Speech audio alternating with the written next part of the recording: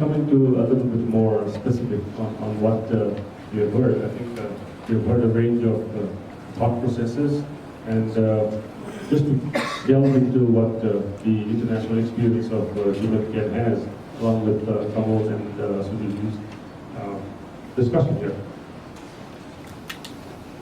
Jim talked about his experience in Accenture as well as Salesforce.com, and what does it take for a Nepali company to possibly scale, because as we have understood here in Nepal, a lot of companies do turn profitable, those who do turn profitable, but they again have problems in scaling up. So my question to Jim would be, because you're also an investor now and have invested in 3 startups, what do you look into a company, especially coming out of a third world country like Nepal? And how do you look at them and possibly see what scale can be brought? So obviously, when I'm looking at an investment,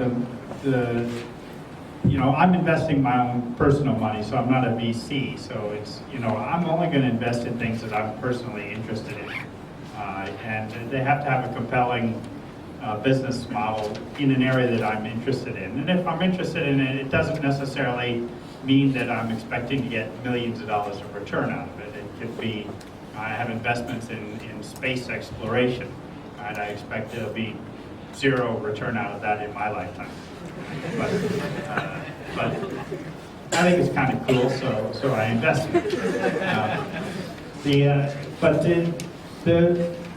When I see something that's compelling, one thing that I look for, or that I've experienced, I've lived in a dozen countries throughout my life, from Malaysia, Taiwan, India, France, Germany, Czech Republic, all over the world. And one thing that I notice is that history tends to repeat itself. And you don't actually have to have a lot of brilliant ideas.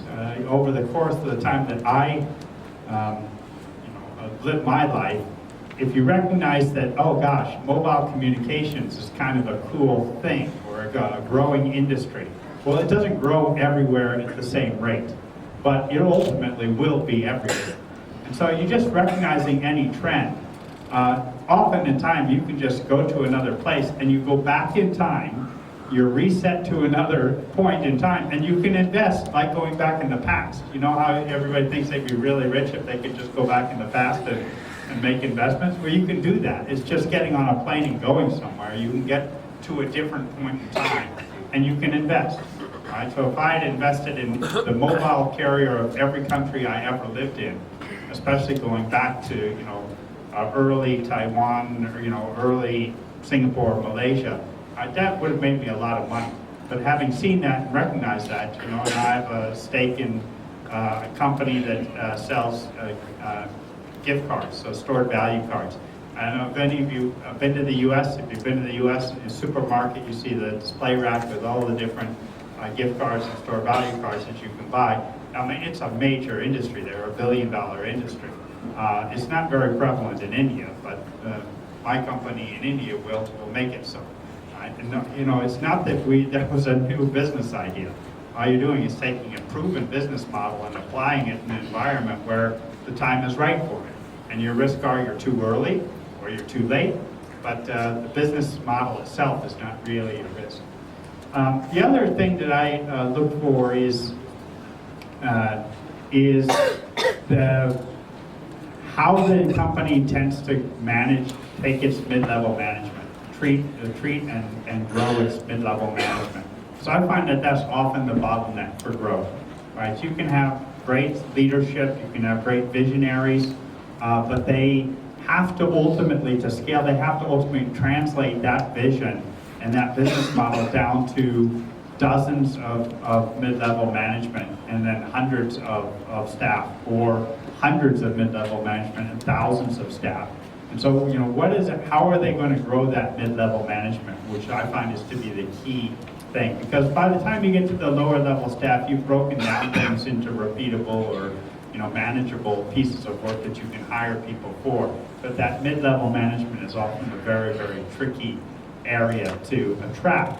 And the thing that I think is most important to address that problem is that the compensation models are very archaic in most companies. And I think that we need to, as companies, if people start companies here, they need to be much more equity focused and much more ownership focused involving the mid-level management.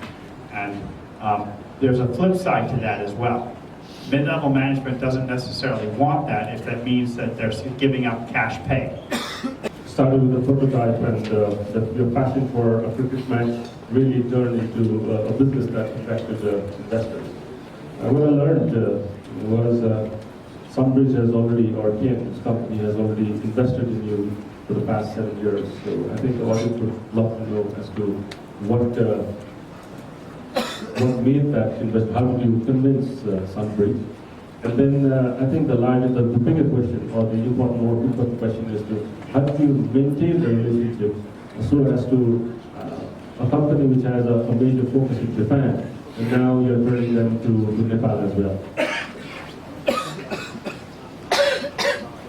Thank you so much for the question. I think there are 5 to 6 points that we have to understand, and we have to be clear on that to maintain relation with the investor, to make them happy. Like how I impressed or how I made this happen, is like I have 5 points. One is business should be very simple and focused one. First is we shouldn't confuse the investors. Just keep it simple, just focus one. What you are doing, don't change the mind. Sometimes what happens, this can be the opportunity. Like without understanding the fact and without making the clear understanding of the business, don't so I try to keep focused. I try to keep the very simple. So like my startup was not very simple, it was very complicated, but I tried to manage to make it simple. I think that is the one reason. And another is make a success story. Like no matter the size, scale, that doesn't matter. If even a part of the business, if you make that is a success story, I think that is another point that I try to do, and that is the one point like that investor look on. Proven model, normally we call it a proven model. Just make a success story, just for simple things. And also main thing is transparency. I always focus on transparency. Keep everything transparent. It is starting from financial things to your plan and all these things. Of course, the plans should not go outside the team, of course, but keep the pre-operation, everything's transparent. Transparency will give the strength. If you maintain the transparency, then investors, they don't have anything to ask. Just send the report. That's it. So that is what I try to maintain the point. Another is team, power of the team. I think the biggest asset of the company is always the team. So your team, how capable team you have, I think that is one of the biggest assets of the company. So, and another thing that investor they will look around is how scalability. As I said before, success story, success, because initially you don't have money, so you can make a bigger success, right? But on a small scale, you make success, and that concept or that business should have scalability. How you can grow it for the global market, or how big it can go. That, like always, investor looks around. So that is another point.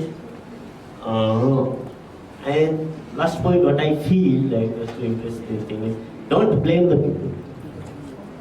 Being a big business leader, if company fails, normally we try to make the excuse, because of that, because of him, because of blah blah blah. It's failed because of you. That's it.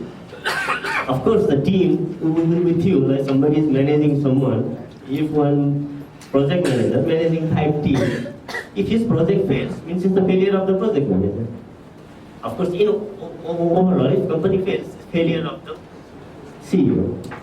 So that fact we need to understand, and we shouldn't connect that much as sentimental. We should be more practical. Sometimes what happens is, I have given that much of time, and this is my everything, so I cannot leave the things. If I want someone to come as a CEO, I should be open on that. If we start, thinking, okay, I have position, I made, company in this way, I should maintain that position, that doesn't work. That doesn't make investors happy. I think because of these principles, I can manage the investors, and have the better relation. That was very insightful. Some of them, yes, I think Nepali companies can do, but the last couple of them, it would be a challenge for new startups here. And I think what we need to learn from Kamalji's experience also is to really have everything open, transparent, and focused. As I was sharing with them even yesterday, that we have been doing startup weekend events, and a lot of times people do come in for mentorship and coaching.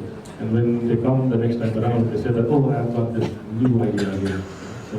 So those things tend to happen, and we tend to become entrepreneurs during startups or during the weekends. Ken, I'll turn the next question to you. You made some major points, and one of them that stuck with me was the fact that you are now looking to invest in products or in services that has scalability and more on the products that can go global. Does that mean that Nepali startups here do not have an opportunity or a chance to get investment from you? Or what is it that you could tell the audience that could be possible? There's always potential for success for successful people. We see companies themselves, to kind of get back to your question to Kamal, and to something Jim said earlier, you rarely, if ever, have a very successful company that's product and market and technology, when they're successful, is the one they began with. Sector may be, an area well, area that's trending, so mobile is going to be key, and so forth. You need knowledge and expertise to even get started in an area. But one reason, as Jim said, a platform can be important is you don't know where your customer will be when your product is ready. And you don't always know that it'll be a match. But if you've developed a platform that's applicable to several industries or several markets or several companies, then when you find what is most viable, you can pursue that. And related to that is, again, we're not initially investing in a product that's static. You're investing in the team. You're investing in the founder, because their expertise, their knowledge is critical, but what will change behind them in terms of the products, in terms of the market, in terms of the end customer, those will change over time. But a key team will be there throughout. And related to that is the most important is the passion of the founder. When we do a startup joint venture in Japan, we're using a technology that's proven and already developed. We're doing a market that's already been proven globally and as scalable. But our most important ingredient is hiring the right CEO. And not just hiring the right CEO as an employee, but as Jim said, they have to have an equity stake in the business. They have to feel that it's their business and that their driving of the business is going to be critical for its success, and the business's success will be critical for their success. And it's the passion of the individual. When I met Kamal initially, maybe 2008, he was as passionate then as he is about IPTV today. And he's passionate about what the viewers need, about the end users, about the technology, about what he's doing. And in NITV, we've gone through at least two, three major business transitions where the leading revenues of the company, the main focus of the company has shifted. And each way heading towards a better outcome and a better result. And so understanding the dynamics of, as what Jim said again, for scalability, a CEO can manage about a 75-person company. Almost any management studies you go to, it comes back to about 75 people is what can be managed. When you get above that, you need teams of managers. You need layers of managers. You need scalability to grow the business. And it's not a one-person show over time. And so often in a startup, you have a CEO that's a technologist maybe at the start, like Kamal, and he has to learn business. One reason I'm still working with Kamal is he's learned tremendously over the last 8 years. He's grown tremendously. His capabilities has expanded tremendously. You have been involved in getting the first venture capital initially to Nepal, where there has been a lot of problems in getting the foreign direct investment in Nepal.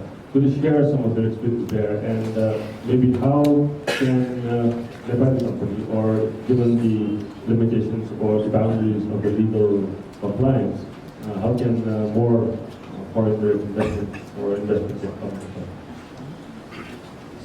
I think I'd just like to touch upon a couple of larger themes around the issue of difficulty.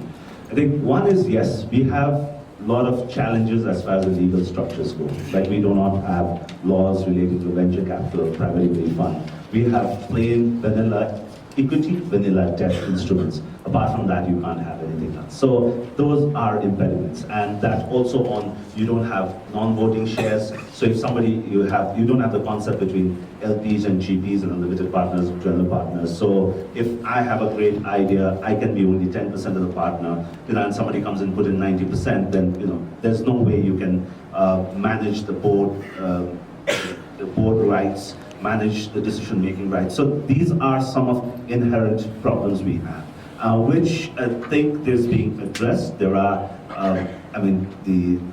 there are quite a few pieces of legislation that is being mooted, and a structure of a financial services commission that would then be the regulator to these larger issues relating to venture capital, private equity, hedge funds, and other instruments that is so prevalent in other parts. So we do have a legal constraint. But at the same time, it's important to also, within the legal constraint also, you can work. I mean, we structured a venture capital fund for IFC, International Finance Corporation, a $14 million fund, but it took us 3.5 years. It required a lot of educating the folks in the government, and that also leads to what we were just also touching on earlier in terms of you should have people that can navigate the space. And as I say, we need to have people who can understand the structure in a boardroom in Washington, DC, and then over cups of tea at the Department of Industry in Nepali be able to explain the documentation. So that is a tedious process, and it does take time. But what generally we see people, and I meet a lot of foreign investors who try to do, is then they go straight into meeting a minister or a politician and getting that done. And that's an advice we give to everybody: don't do that. Because once you meet the politician will start salivating. He's going to say, oh, here is a $10 million fund. Okay, so, what is it in for me? Can my nephew, who's done this degree from UCLA, can get a job out there? Then the priorities change. So it's about how do you, sort of keep it outside the radar of the politicians. Also, how do you keep it outside the radar of the media? And that's still with all our clients, we tell them we will only make an announcement after we close the deal. But in Nepal, everybody is so tempted, media spaces. Nepal is a very interesting place, where people love to follow which dog a bank CEO has, or how many suits are there in his wardrobe, and that dog's a lot of the business page, sort of space. So how do how do you do this? I mean, in one of our cases with our client, we had this, and I told my client that we should not be announcing this MOU with this big global company. We should not be doing this. I mean, let's close the deal, let's get into specific agreements, but there was so much of pressure, they wanted to do it, and though the MOU was announced, and in a few days, there were lots of stories that churned out, and that deal is just stuck. The people that I train, people who start up with me, don't want to last in Nepal for long. People just want to run overseas in pursuit of further studies or, of course, better paying jobs.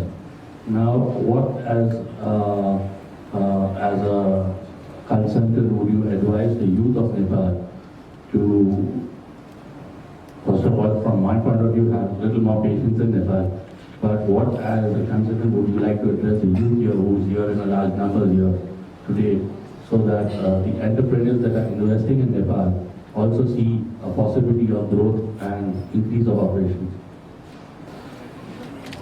James, a quick fact. Your experience in this IT field is more than how I am. Yeah, I know, don't remind me.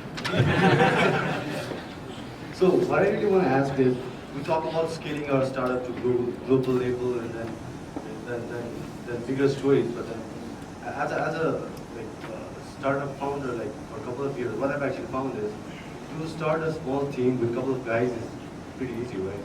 But then to scale to like 100 people and then scale to different countries, to make that process within the companies, and then to strengthen the marketing team to scale to other countries, it's really difficult for us to at least imagine right now.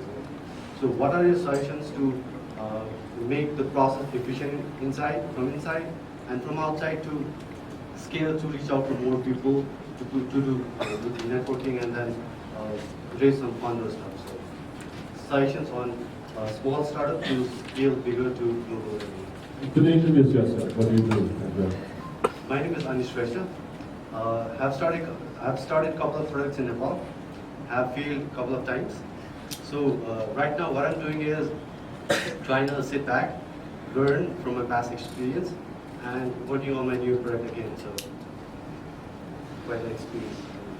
I am Sahil Baral, and I'm currently, I just quit my job. So I'm just thinking about if I should apply abroad, or I should take a job, or I should start my own business. So anyway, just like my fellow friend right there.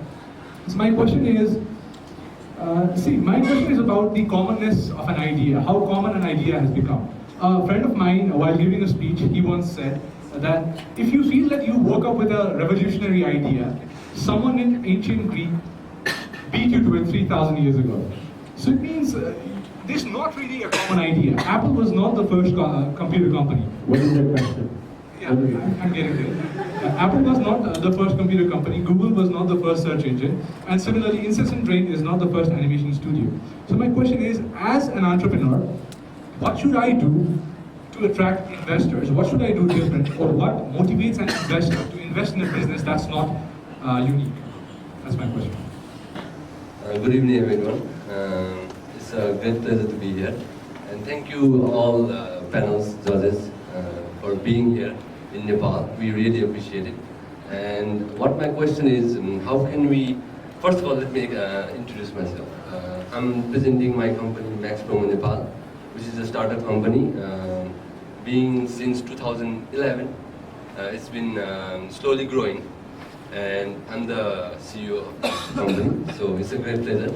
And first of all, let me ask one question is, how can we present our business plan to the panels so that we could get the proper results from the business plan, by just presenting you guys, so that it's to see if it's good or not.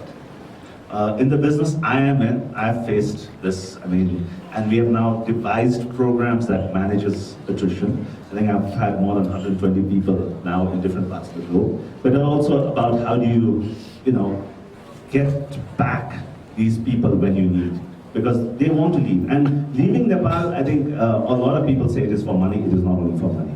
Even if you look at the workers, you talk to them in Doha, and they tell you that the reason I've left Nepal is not for the money. I can live in a place where I can switch on the light, and the light comes. I open the tap, the water comes, and I can, I've traveled in a jet plane, and I'm, walking in malls that I've never been able to do in the past. So that's the reason. So the incentives for people going out is also different. So it is to figure that out, and I think it goes back to this whole issue of the brand of what you are. And a lot of work we've been doing is on, there's a proprietary tool called Vision Mandala, and it morphs strategic management and brand tools. And we figured out that if you get your branding right, I think, and which is the key, is to have the brand personality right. I think there's a lot of investment that is required in that area to say that, to have the right brand personality, to see that it's not only the CEO. I mean, it is right at all levels of the organization, and especially the middle management level. If you get that right, we've seen in many of our clients where we've done that, the attrition level goes down. You build up, sort of pride for the company. Of course, there are financial incentives in terms of finding, a profit share model or participation in the equity model. But I think that is where I would, sort of see this going, and especially also in Nepal, the tendency is that I don't think it's anywhere else, that I want to start the business, the first thing I'm going to do is take Kamal's key guys and start the business. And I mean, that's what happens in a lot of times. That's why we have, 2,000 travel agencies, about 500 advertising companies. Many of them would have worked with Harsh. This all happens, And so it's that we cannot stop. But then you have to also see that how do you keep leading the way? And to say that, okay, what is it that, like we say, there has to be 2 years lead time for anybody to catch up with you. And how do you build up your people around that? How do you build up your brand and your branding and your brand personality around that? So I think those are sort of the areas that I would like to share on.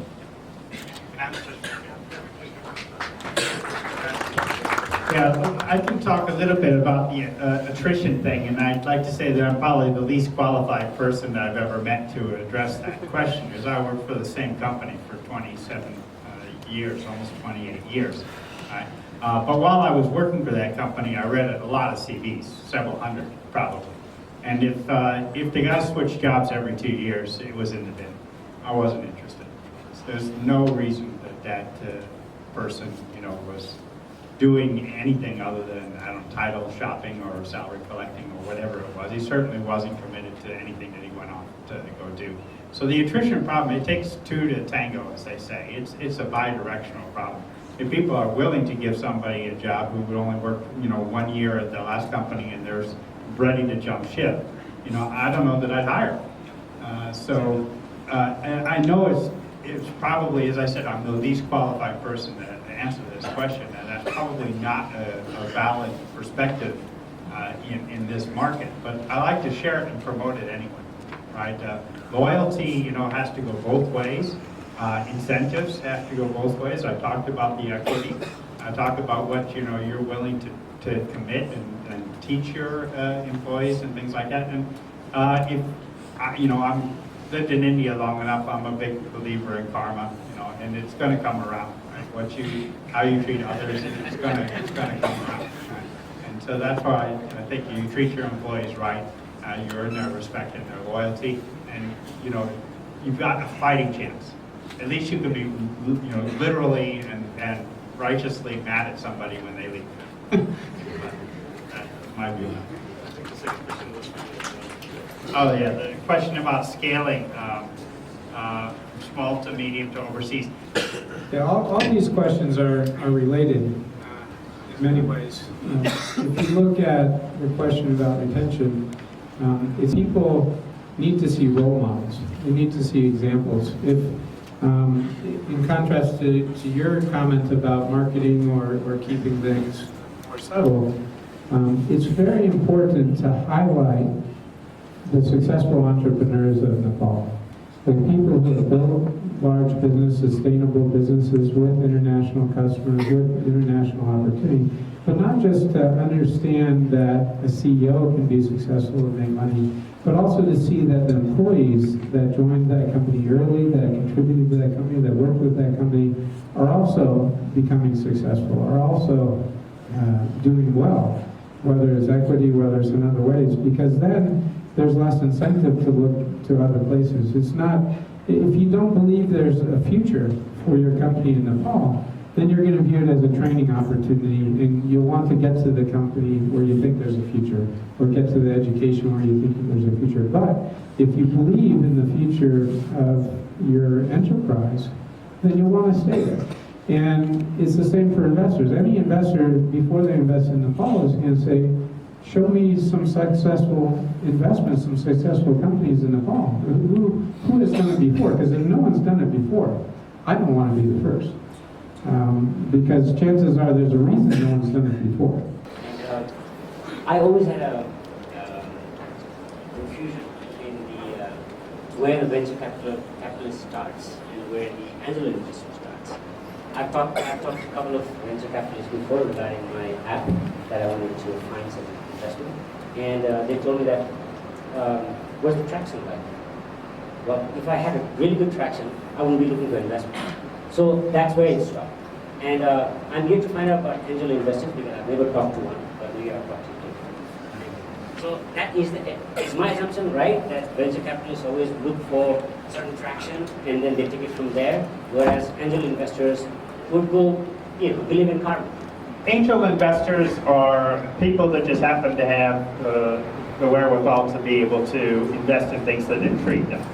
And they do it for a number of different reasons, including interest in the topic areas. It could be social entrepreneurism as well.